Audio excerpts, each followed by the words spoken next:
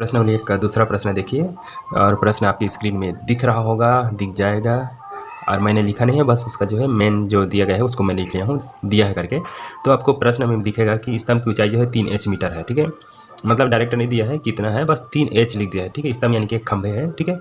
पाद बिंदु से 3 की दूरी पर उन्नयन कोण भी है, वही उन्नयन कोण हमें ज्ञात करना है, ठीक है।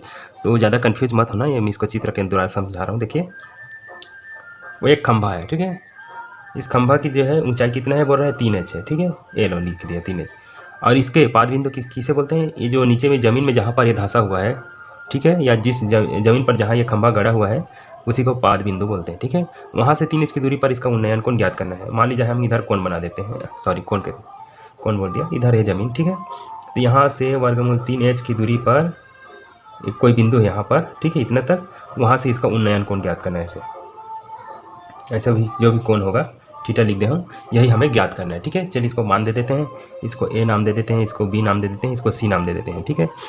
तो दिया है करके तो इसे हम लिख चुके हैं, ठीक है। तो एक बार और लिख देते हैं, ए बी बराबर 3 ठीक है। खंभा की ऊंचाई 3 बताया गया है, ठीक है। पाद बिंदु से दूरी बोल रहे हैं तो बी सी मान लेते हैं, बी सी बराबर वर्गमूल 3 और एच है, ठीक है।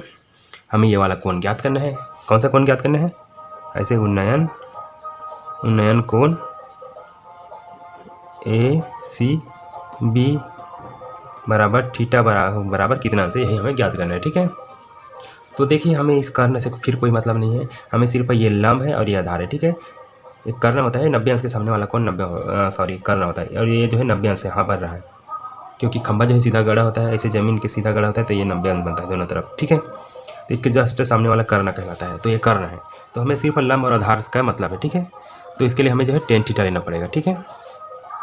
त्रिभुज ए बी सी में, इसमें देखो, इसमें हम लेंगे tan थीटा, ठीक है। tan थीटा ले रहे हैं, ये यहाँ थीटा लिखा है इसलिए थीटा लिख दिया, ठीक है। तो इसका मतलब होता है लंब बटे आधार। तो इसका लंब क्या है, इसका लंब ए बी है, आधार क्या है बी सी। चल इसका मान रख देते हैं, tan थीटा बराबर ए बी का मान क्या है, देखिए ए बी का मान 3 दिया है, 3 लिखिए।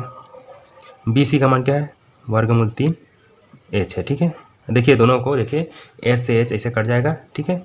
हमें क्या मिलेगा, tan थीटा बराबर मिलेगा 3 वर्गमूल 3।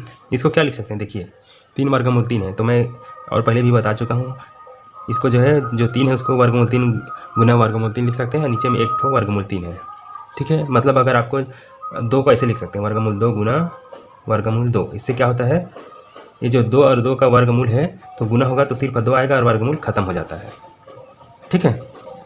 तो वैसे यहाँ पर 3 को हमने 2 बार वर्गमूल 3 लिख दिए हैं, तो एक वाला वर्गमूल 3 कट जाएगा और tan थीटा का मान मिलेगा वर्गमूल 3।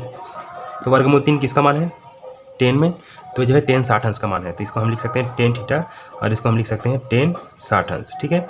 वर्गमूल 3 को हम हटा के लिख सकते हैं tan 60 अंश, और ये क्या हो जाएगा, देखिए दोनों तरफ tan है, आता है थीटा बराबर 60 अंश। यही इसका आंसर है, यही उन्नयन कोण है, ठीक है।